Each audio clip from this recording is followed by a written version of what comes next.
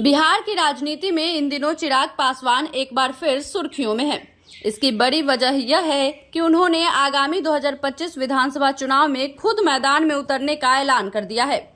यही नहीं, लोक जनशक्ति पार्टी रामविलास के कई नेताओं ने उन्हें मुख्यमंत्री पद का संभावित चेहरा बताना भी शुरू कर दिया है, जिससे सत्तारूढ़ भाजपा और जेडीयू के भीतर हलचल मच गई है। हालांकि भाजपा यह कह रही है कि सीट बंटवारे के तहत लोजपा को जो सीटें मिलेंगी उनमें से किसी भी सीट पर चिराग चुनाव लड़ सकते हैं, लेकिन उनकी बढ़ती महत्वाकांक्षाएं गठबंधन को लेकर नए सवाल खड़े कर रही है।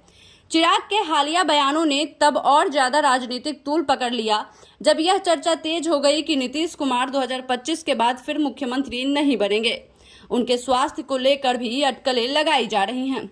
आपको बता दें, लोकसभा चुनाव में लोजपा ने 6.47% वोट शेयर के साथ 5 सीटें जीती थी, जो हालांकि जेडीयू के 18.52% वोट शेयर से काफी कम है।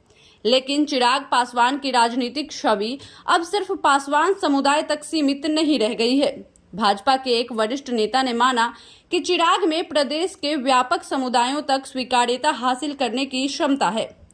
उन्होंने कहा, चिराग अब खुद को सिर्फ 4% वोट वाले वर्ग के नेता के तौर पर नहीं देखना चाहते, बल्कि राज्यव्यापी प्रभाव वाला चेहरा बनना चाहते हैं।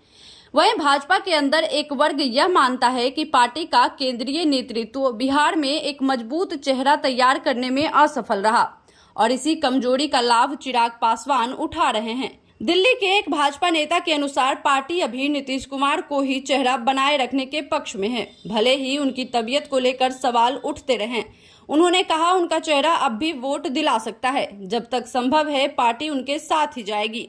वर्तमान में कोई और प्रभावशाली विकल्प नहीं दिख रहा है। इस तरह चिराग पासवान की राजनीतिक महत्वाकांक्षाएं न केवल उनकी पार्टी के भीतर उबाल ले रही है, बल्कि राजग गठबंधन की आंतरिक राजनीति को भी एक नई दिशा में मोड़ रही है। आप इस खबर को किस प्रकार देखते हैं, हमें कमेंट कर जरूर बताएं और ऐसे ही पॉलिटिकल अपडेट्स के लिए देखते रहें केलांचल टाइम्स।